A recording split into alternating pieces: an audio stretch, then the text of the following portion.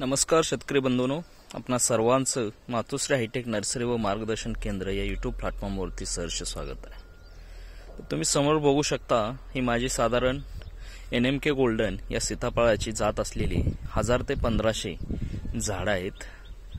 तर सध्या ह्या सीताफळाला धरून आज बरोबर 1.5 महिना झालेला आहे।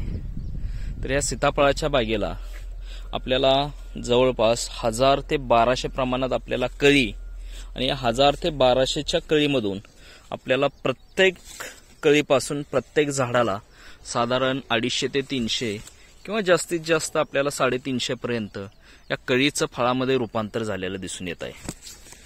तर हे रूपांतर फक्त शक्य कशामुळे झालं, तर या बागेला आपण जानेवारी महिन्यापासून ते मे महिन्यापर्यंत आपण बाग तानावरती सोडलेली होती आणि जेवढा बागेला ताण चांगला बसेल तेवढा आपल्याला त्या झाडाच्या काडीमध्ये स्टोरेज सुद्धा चांगल्या प्रमाणात झालेलं दिसून येत आहे।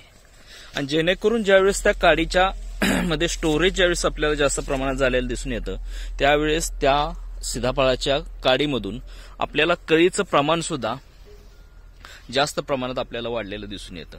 आणि या कळीचं फळामध्ये रूपांतर होण्यासाठी आपल्याला सगळ्यात महत्त्वाचा जो घटक आहे तो आहे हवामान, आणि त्याचबरोबर ह्या कळीपासून फळाचं रूपांतर होण्यासाठी असणारी बागेमधली आर्द्रता असेल। तर तुम्ही बघू शकता, माझ्या या 1000 ते 1500 या सीताफळाच्या बागेमध्ये चांगल्या पद्धतीने कळीचं फळामध्ये रूपांतर झालेलं दिसून येत आहे। तर साधारण ही जी फळं आहेत, ही फळं आपल्याला सुपारी साईजची असतील, सुपारीपेक्षा लहान साईज असेल, काय सुपारीपेक्षा मोठ्या साईजची फळं असतील।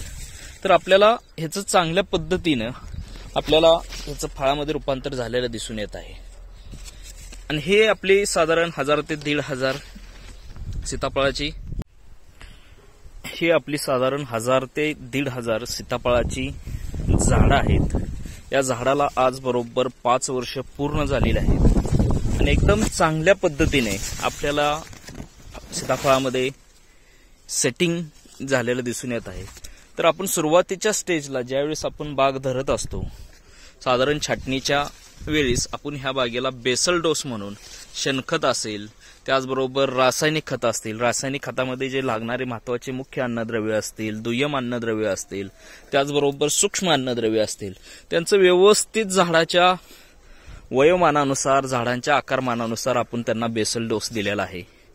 त्याचबरोबर या झाडाला 5 ते 7 दिवसाला असेल किंवा साधारण हवामानाचा अंदाज बघून या झाडाला वेळेवर आपण फवारणीचं शेड्यूल असेल, तर ह्या चांगल्या पद्धतीने आपण या ठिकाणी राबवलेलं आहे।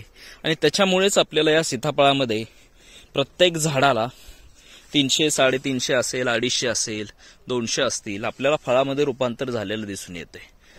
त्याचबरोबर अजून या झाडाचं पुढचे जे आपल्याला स्टेज करायचे आहेत, तर ह्या झाडाचा आपल्याला असा शेंडा वगैरे मारून घ्यायचा, जेणेकरून शेंडा मारल्यानंतर या झाडाची जी एकशीव वाढणारी जी वाढ आहे, फांदीची वाढणारी एकशीव वाढ, तर एकशीव वाढणारी वाढ आपल्याला रोखून त्याचा जो काडीतला होणारा जो अन्नद्रव्यांचा सप्लाय असेल किंवा पुरवठा असेल, तो पूर्णपणे आपल्याला या झाडाच्या फळाला असेल, कळीला असेल, तो आपल्याला डायव्हर्ट करायचा, जेणेकरून त्या फळाची साईज आपल्याला अजून वाढलेली दिसून येत आहे।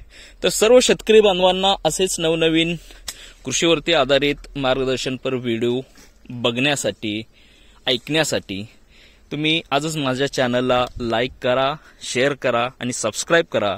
आणि ज्या शेतकरी बांधवांना हा व्हिडिओ कसा वाटला त्या शेतकरी बांधवांनी जरूर कमेंटच्या माध्यमातून सांगावे। धन्यवाद।